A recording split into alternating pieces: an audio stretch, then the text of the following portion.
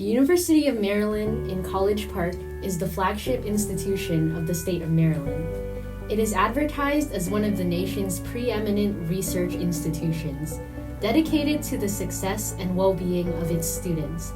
However, living conditions on campus contradict these images.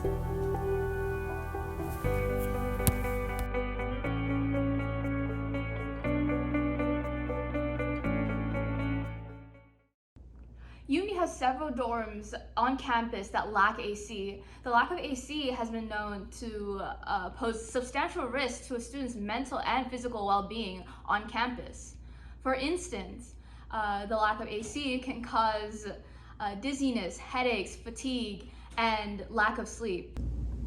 Now, you've previously heard about all the symptoms that come from excessive heat, and it has been reported by the Diamondback, the campus newspaper, that the heat index inside some of the dorms has actually been greater than outside during some of the heat waves, which induces those symptoms and makes them even worse. Some of the buildings even have AC units built into the dorms, but they do not turn them on. To get a deeper understanding of what this encompasses and how the residents feel in the dorms, we conducted some interviews with residents in dorms without AC.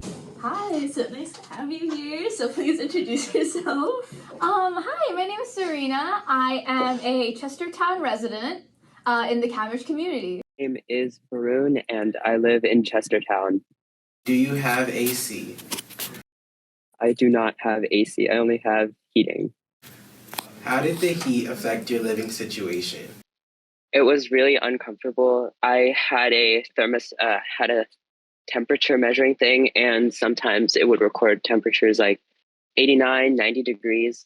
I usually avoided trying to stay in my room as much as possible, so I would go to the lounge or stay at other people's dorms as much as possible. When I'd wake up during the heat wave, I would wake up really sweaty. I felt really exhausted and tired, and it put me in a bad mood. We have to go down to the lounge and really inconvenience ourselves doing these basic things that everyone else gets to experience on campus. This is not what I expected from UMD. Do you feel safe in your current living conditions?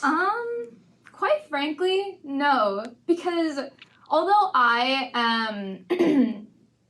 was able to get through the heat, there are many other individuals who, might not feel suitable in that environment, and we are somewhat forced to be in there when we are getting selected for dorms. Mm-hmm. And many times I felt like I was gonna pass out. So it's not safe for students to live without AC. I feel like it is a basic, right for a student. Mm-hmm. Now that you've heard those personal testimonies, we should also talk about the ongoing issues regarding mold and mildew that some of the residence halls face.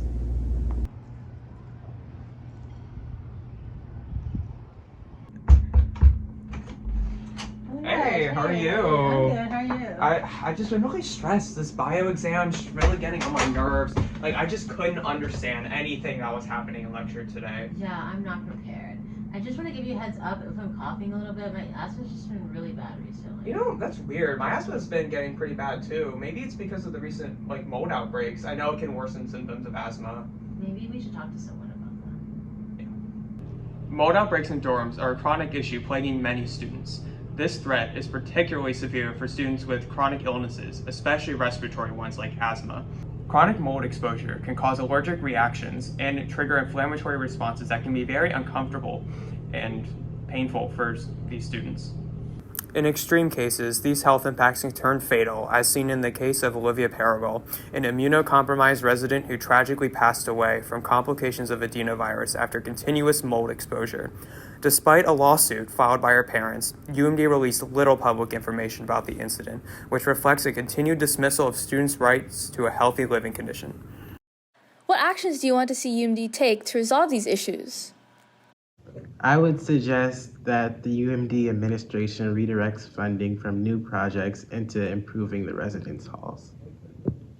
So I agree that funding should be more evenly allotted towards the renovation of currently existing dorms on campus, such as going towards installing or repairing AC units into dorms and improving infrastructure and like ventilation to help fight the growth of mold and mildew.